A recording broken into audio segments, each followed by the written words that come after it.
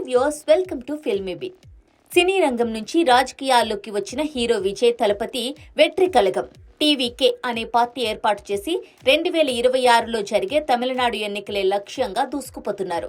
తాజాగా టీవీకే రెండో మహానాడును మదురై జిల్లా పారపత్తిలో ఘనంగా నిర్వహించారు.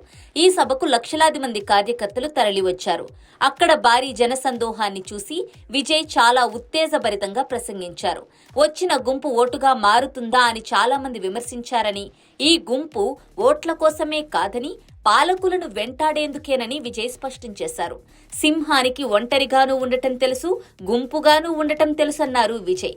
సింహం ఒంటరిగా వచ్చి మిగతా జంతువులను ముప్పు తిప్పలు పెట్టి 3 చెరువుల నీళ్లు తాగిస్తుందని, అడవికి సరిహద్దులు నిర్ణయించి తన ఆధీనంలో అడవినంతటినీ ఉంచుకుంటుందని, ఎవరైనా తాకితే వదిలిపెట్టదని విజయ్ అన్నారు. అడవిలో ఎన్ని రకాల జంతువులున్నప్పటికీ రాజు మాత్రం సింహం ఒక్కడేనని, రాజకీయాల్లోనూ సింహంలా బ్రతకాలని స్పష్టం చేశారు.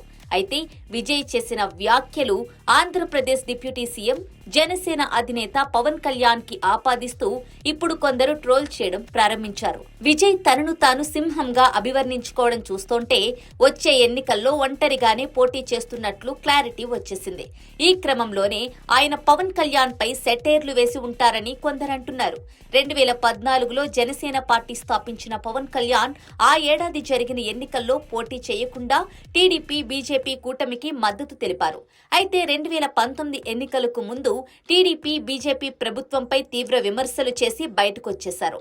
ఆ తరువాత కమ్యూనిస్టు పార్టీలతో కలిసి ఆయన పోటీ చేయగా జనసేన పార్టీ ఘోరంగా ఓడిపోయింది. పవన్ కళ్యాణ్ కూడా పోటీ చేసిన 2 చోట్ల ఓడిపోయారు. ఆ తరువాత స్టాండ్ మార్చుకున్న ఆయన క్రమంగా బీజేపీకి దగ్గరవ్వడం ప్రారంభించారు. 2024 ఎన్నికలకు ముందు టీడీపీ, బీజేపీలతో కలిసి కూటమిగా పోటీ చేశారు. పొత్తులో భాగంగా జనసేనకు కేవలం 21 సీట్లే వచ్చినా అన్ని చోట్ల గెలుపు బావుటా ఎగురవేసి రికార్డు క్రియేట్ చేశారు పవన్. ఇక పిఠాపురం నుంచి పోటీ చేసిన పవన్ కళ్యాణ్ భారీ మెజారిటీతో అసెంబ్లీలో అడుగుపెట్టడంతో పాటు చంద్రబాబు మంత్రివర్గంలో డిప్యూటీ సీఎంగా బాధ్యతలు చేపట్టారు. అయితే అధికారం కోసం పవన్ కళ్యాణ్ ఏ పార్టీతో అయినా పొత్తు పెట్టుకుంటారని ప్రత్యర్థులు ఆరోపిస్తూ ఉంటారు. ఈ నేపథ్యంలోనే విజయ్ చేసిన సింహం కామెంట్స్ ని ఇప్పుడు పవన్ కి ఆపాదిస్తూ పలువురు సోషల్ మీడియాలో పోస్టులు పెడుతున్నారు. పవన్ కళ్యాణ్ ఇప్పటికైనా విజయ్ ని చూసి నేర్చుకోవాలని హితవు పలుకుతున్నారు.